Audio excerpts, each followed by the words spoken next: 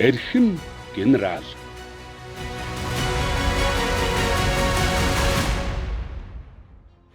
За дотоодын цэргийн байгуулагч одоо би сонсогчоос авахгүйгээд генерал хүртлээр алав хаасан хүн шүү дээ.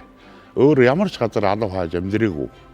Монгол улсын дотоодын цэргийн 095 дугаар ангийн туганд хүндэтгэл үзүүлж одоо 40 гаруй жилийн өмнө 44-5 жилийн өмнө тангар өргөж байсан бол дараа нь Монгол улсын дотоодын цэргийн алдар цэргийн үндсэн үйл ажиллагааг удирдах штабын даргын албыг тасралтгүй 15 жил ажилланаар бахарж явдаг.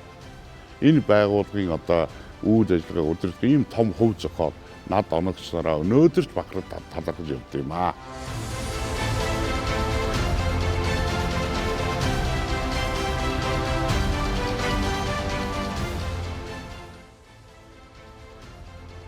Бригадийн генерал Хүрлбаатар нь нийгмийг аюулаас хамгаалах яамны цэргийн дээд сургуулийн анхны жанжин Сүхбаатарын нэрэмжит цалинт сонсогч 1985 оны онц төгсөгч юм.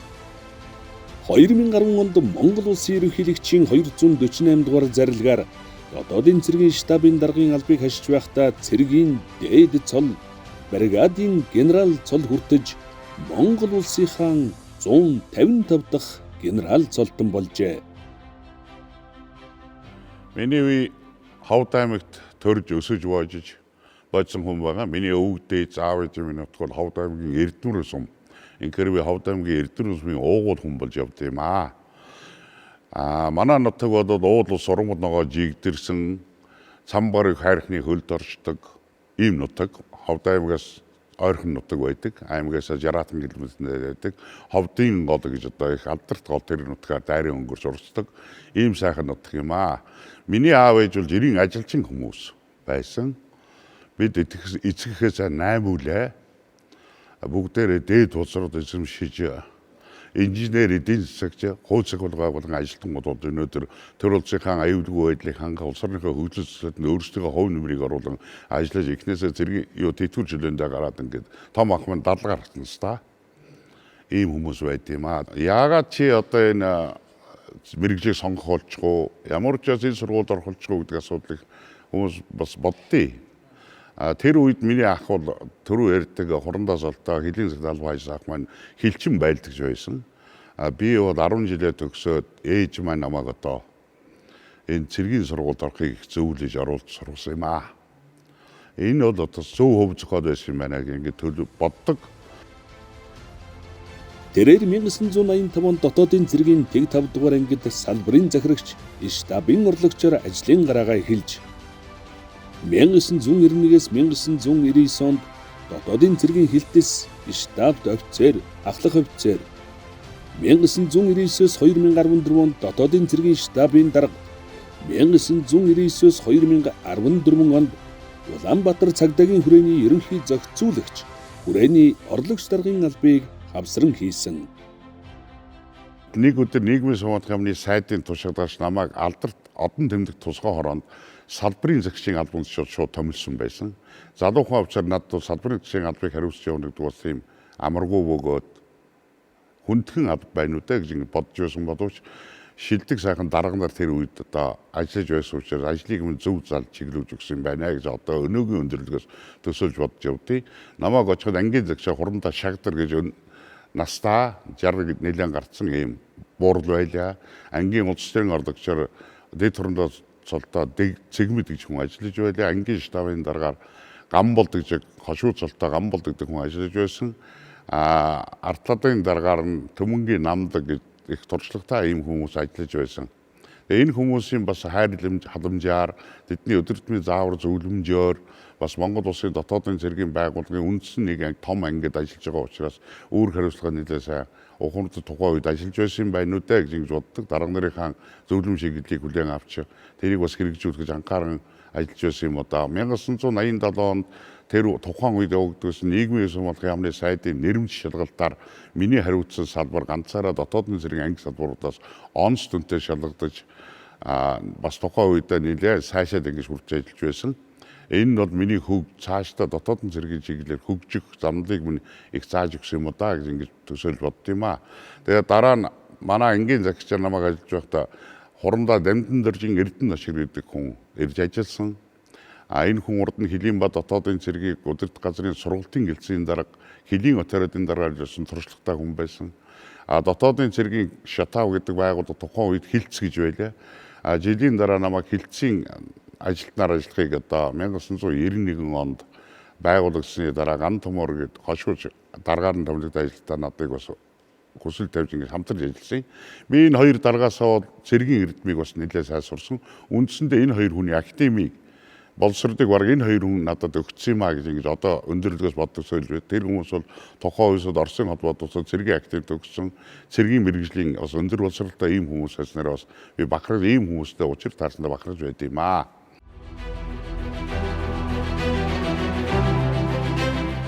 Хөрс дорчлонгийн зүрхэнд орших хөх толбод монголчуудын удам төмөн хишигтэн баатруудын улбаа цадиг түүх дотоодын цэрэг хараалдам уудам нутгийн хөрслөг бор их орны хөвгүүд цагаан арслан сүлдэн дэндээдсэн цагдшгүй түүхийн эцэд билээ. Монгол улсын дотоодын цэргийн байгууллагын түүхэн замдад судлалцууд 1922 онд 7 сарын 16-ны өдөр тасаг цэргийн бүрэлдэхүүн танк байгууллагын цэрэг өнөөдөр Монгол улсын төрийн мэргэжлийн цэрэг болон хөгжсөндөө бас сайшаалтай зүйлээ гэж боддог. Энэ байгууллага байгуулагдсан цаг үеэс эхлэн улсын онцгой объект байгууламжуудыг хамгаалах ийм ажлуудыг гүйцэж эхэлсэн. 1922 оноос 1932 оны үед хувьсгалын олдыг батхан бэхжүүлэхэд болон дотоод гарсан янз бүрийн хөдөлгөөнийг зохицуулах, бослог хөдөлгөөнийг дарахад дотоодын хамгаалах байгууллагын ажилтнаа хүч авсран ажиллаж үүргүүдэд нэр төртөг үүсэж байсан учраас тус байгууллагын ууган ангийг цэргийн аюуны улаан түвийн 1-р зэргийн одонгоор 1932 онд төрийн байгууллагаас анх их шагнагдсан. Энэ байгууллагын бас нэг тод үйл ажиллагааны илэрлээ гэж ингэж боддог.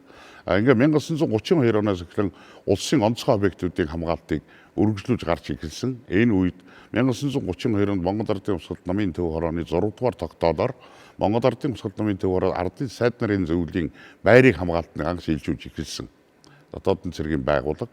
Тэгээ 1941 онд хүртэл Маршал Чуулсангийн өргөөг цагдсан цэрэгт байгууллага хамгаалж байсныг дотоодын цэргийн 05 дугаар ангийн мэдж шилжүүлснээр ингээ 32 оноос 1995 он хүртэл одоогийн төрийн тусгай хамгаалтын байгууллагыг байгуулагдах хүртэл үндсэндээ 60 гаруй жил дотоодын цэргийн байгууллага төрийн тусгай хамгаалтын үүрэг, төр засгийн өндөрлгүүдийн аюулгүй хуулийн хангах үүргүүдийн нэг хэсгүүдийг бас хариуцсан ажиллаж байсан юм түүх боломжтой байдаг. Байгуулагдсан цаг үеэс эхлэн улс оронд байгаа шорон гяндангуудын хамгаалтыг хариуцж эхэлсэн. Хоёрдугаар артын бас хоёулын үүрэг үйл ажиллагаа хэрэгжүүлж байсан. Энэ үүргийг 2002 он хүртэл Монгол улсын дотоодын цэргийн байгууллага 80 жил одоогийн шүүхийн шийдвэр үүсгэх байгууллагатай хүч авсран хамтран тэдэнд дэмжлэг үзүүлдэг ингэж ажиллаж байсан түүхэн баримтууд байт юм а. 1960 онд Монгол улс шинэ үндсэн хууль батлагдаж үйлдвэр завод олноор байгууллагад сошиалист бүтээн байгуулалтын эд өрнөлтийн үеүүдэд Монгол улсын дотоодын цэргийн гүйцэтгэх үүрэг, чиг үүрэг нэмэгдсэн. Нэг өсөндөө үйлдвэр завуудыг хамгаалж эхэлсэн. Энэ одоо 1960 оноос өнөө хүртэл хамгаалж байна гэсэн үг. Тэгээд дотоодын цэргийн бүт зохион байгуулалт жилээс улс орныхоо хөгжлийг дагаж өснө нэмэгдэж бэхжиж ингэж ирсэн. 1990 онд сошиалист нийгэм задарч онд нийгмийн нийгэм шилжих үед нэгнээс нөгөө нийгэм шилжих үед Монгол улсын дотоодын цэргийн байгууллага улсын цагдсан цэрэгт ерөнхий газар хүч авсран ижил төстэй үүргээ төр байгууллагын удирдлага харьяанд ажиллаж эхэлсэн. Ингээд 1995 онд дотоодын цэргийн байгууллагын хууль шинээр батлагдсан. Ингээд Монгол улсын дотоодын цэргийн байгууллага өөрийн эрхцэн үндсэн хуульчлан баталгаажиж гүйцэтгэх үүрэг нь одоо тодорхой болж эхэлсэн юм а. Ингээд энэ цагдаагийн байгууллага сүүлийн жилүүдэд буюу сүүлийн 30 гаруй жил дотоодын цэргийн байгууллага цагдаагийн байгууллага хамтран ажиллаж байна. Энэ хугацаанд бас сайн дарга нар дотоодын цэргийн байгууллагыг удирж ажиллаа гэж би боддог. Тухайлбал 1990 оны ороо босгоо хүндхэн цаг үед амаргүй цаг үеийн үед байсан нийгэм нэгнээс нөгөө нийгэмд шилжижсэн хүндхэн цаг үед Монгол улсын цагдаагийн байгууллагын даргаар ажиллаж байсан хошууч генерал манай Пүрэв дарга маань Монгол улсын дотоодын цэргийг хуультай болгож өгсөн. Өөрийн өнгө төрхтэй болгож их замыг эхлүүлсэн. Энэ шинэ үеийн дотоодын цэргийн хөгжлийн шинэ эхлэл тавигдсан гэж би боддог. Хугацаа цэргийн албаагчдыг цөөлж мэрэгжлийн цэрэг суурилсан буюу ахлагч бүрэлдэхүүнийг оронтойг нэмэгдүүлэх, мэрэгдсэн ахлагчийн бүрэлдэхүүн шилжүүлэх замлыг ихлүүлсэн юм аа. Энэ бол дотоодын цэргийн хөгжил бас чухал үүрэг болсон.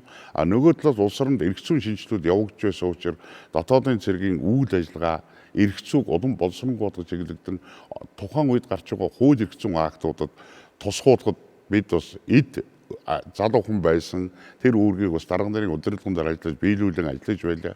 Энэ үед Монгол улсын дотоодын цэрэг гэдэг байгууллага зэвсэгчний бүрэлдэхүүнд байсан.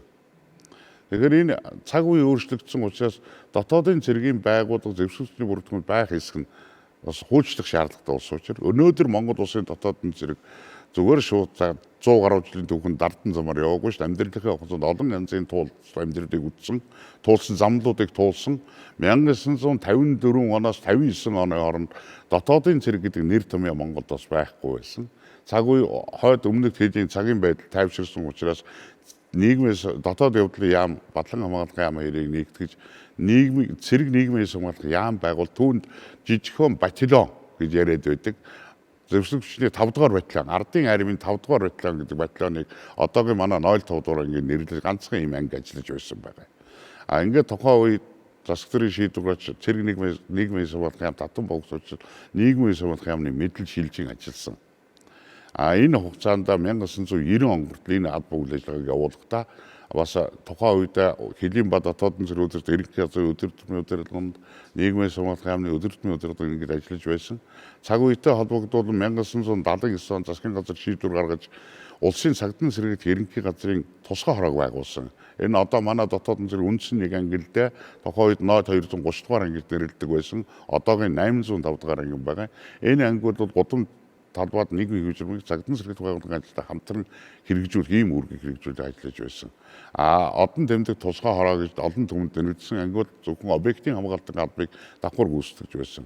Ингээд 1995 онд батлагдсан үндсэн хуулиар дотоодын цэргийн үндсэн чиглэлээр нэгдүгээр Монгол улсын засгийн газар тогтоосон улсын онц чухал объектуудыг хамгаалах. Хоёрдугаар нийгмийн хэвжрэмийг сахиулах, гэмт хэргийг талсан засаг цагдаагийн байгууллагад дэмжлэг үзүүлэх ийм үндсэн чиглэлийг хэрэгжүүлэн ажиллаж өнөө хүрч байна. Сүхбаатарын ба Байлдааны хааны одон дотоодын цэргийн Байлдааны туг Жанжиндээ Сүхбаатарын нэрмжид Сүхбаатарын Байлдааны хааны улаан туг цэргийн хааны одон дотоодын цэргийн 050 дугаар ангийн Байлдааны туг цэргийн хааны одон 805 дугаар ангийн Байлдааны туг дотоодын цэргийн 810 дугаар ангийн Байлдааны тугын доор эргээд зүдэж Би Монгол улсын дотоодын цэргийн байгууллагын нэг эд улснараа өнөөдөр ч бахархаж явдаг. Яагаад чи энэ дотоодын цэргийн эд улснараа бахархаж байд юм бэ гэж хүмүүс их асуудیں۔ Би яагаад Монгол улсын дотоодын цэргийг алдар цэргээ гэж нэрлэх дуртай. Ингэж хэлэх их дуртай байдаг.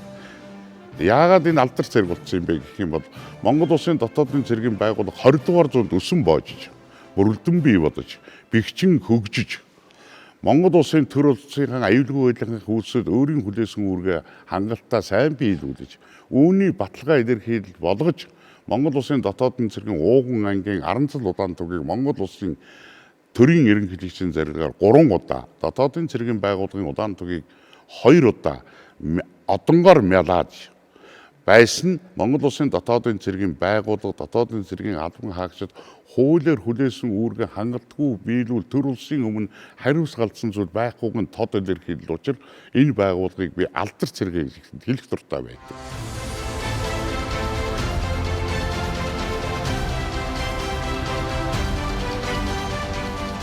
Өнөөдөр нийгэм цаг үе их өөр болж байна. Улс орн дэлхийн нийт даяарч байна. Орчны бохирдол ихсэж байна. Тархалт хүн амын одоо тархалт их болж байна.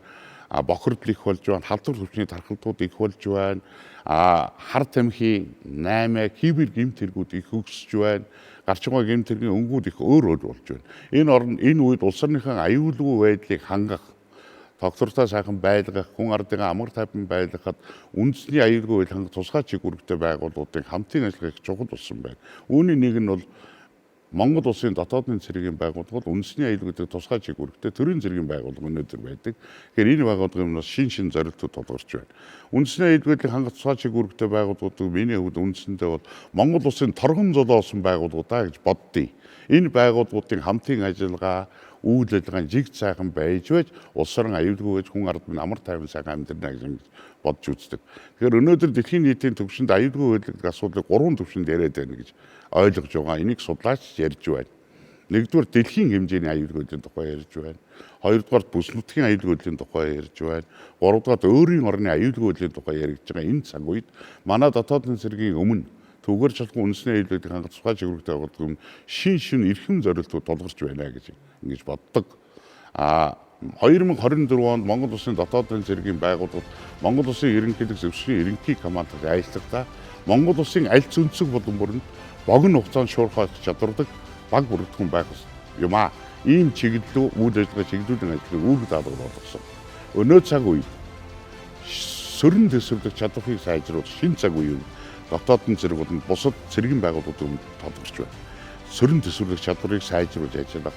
Монгол улсын батлан хамгаалах яамнаас эх орон шин сэргэлтийн жил болгон зарлалаа. Тэгэхээр залуучууд энэ залуу хажгаа бүх хүмүүсийг чадваржуулах хэрэгтэй болж байна. Албан хаагчдаа нэгдүгээр чадваржуулах, мэргэжлийн түвшингийг дээшлүүлэх ийм хэрэгтэй болж байна. Тухайн байгууллага хамт олонны хамгийн үнд зүйл нь бол миний ойлгожгоор мэрэгсэн албан хаагч байдаг болов уу гэж боддог. Албан хаагчдаа мэрэгшүүл чадваржуулснаар байгууллагын өмнө тавигдсан шинжлэх зорилтуудыг чадвартай сайн хангалтан биелэгдэж төрөлсгийн өмнө үүргээ нэр дэвштэй биелүүлэх ийм л хувь зүй байх гэж боддог. Нөгөө талаар гадаад орны ижилчтэй байгууллагуудыг хамтын ажиллагаа сайжруулах, тэдэнтэй нягтрах, ойртох, тэдний туршлагаа судлаж албаа шинжлэх юм шаардлагууд тавигдах байх гэж бодож байна. Ийм зорилт шаардлагууд өнөөдөр Монгол улсын дотоодын цэргийн байгууллага өмнө тавигдж байна гэж би боддгоо.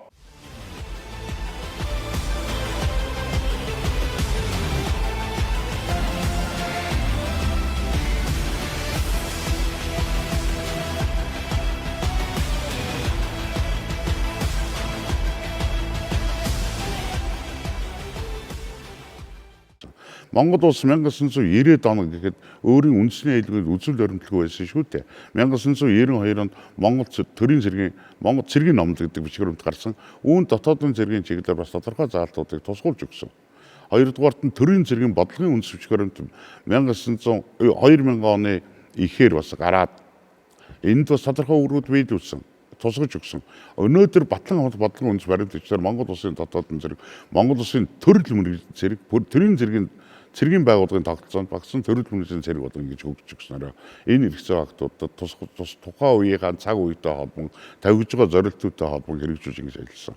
Үндэсний аюулгүй байдлыг хангахад дотоодын цэргийн байгууллага үндэсний аюулгүй байдлын үзэл баримтлал гэдэг бичиг баримтад Монгол улс 2 удаа шинжилгдэн 2010 оны үзэл баримт өнөөдөр хэрэгжиж байна л дээ. Энд Монгол улсын дотоодын цэргийн байгууллагууд үндэсний аюулгүй байдлын тусгай чиглэлтэй Монгол улсын байгууллага юм аа гэдэг ингэж орж өгсөн байдаг. Ингээд эргэцэн хувьд ийм маягаар нэлээд сайн бэхж өгсөн.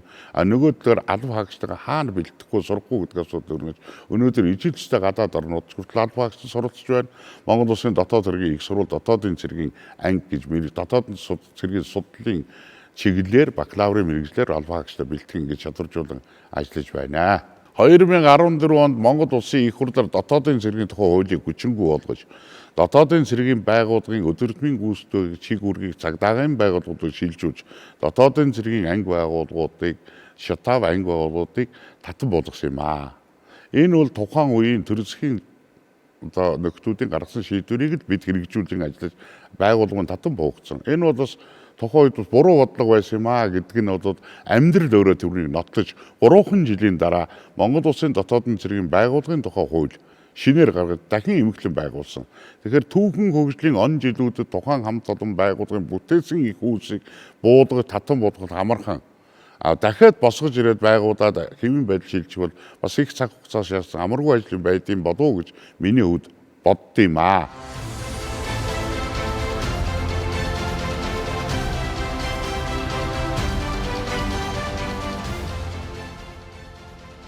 2014-өөс 2019 онд Төв архивын газрын дарга, архивын дарга, архив албан хэрэг хөтлөлтийн улсын байцаагчаар ажилласан.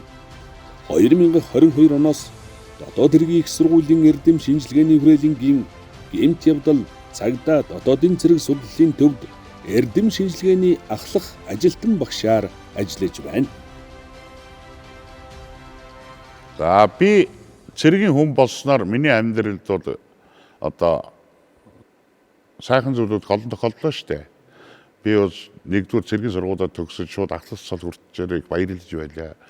Төрийн цэргийн дээд цол генерал цолыг хүртдээрээ би баярлаа зогсохгүй миний нутаг хошуу ахан дүүсүүд төмөн олон их баярлаж байлаа.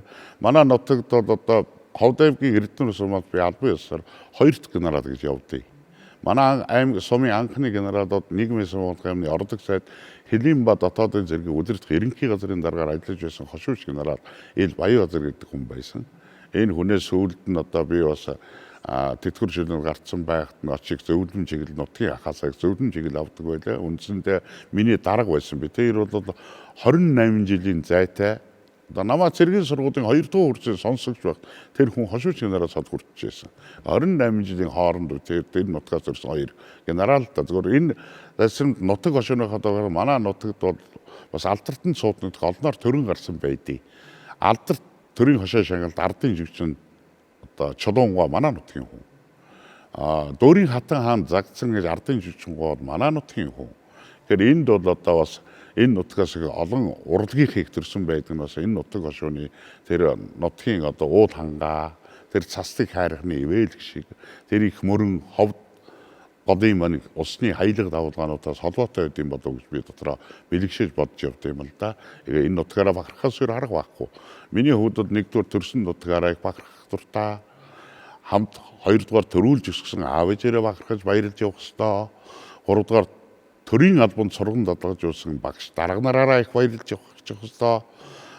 Төрийн албаны үүрэг даалгавар хэрэгж хамтран мөр зэрэгсэн хөдөлмөрлөж байсан дайчин нөхдөр их бахарх талархж явах ёстой гэж дотроо бодож явдаг юм байнамаа.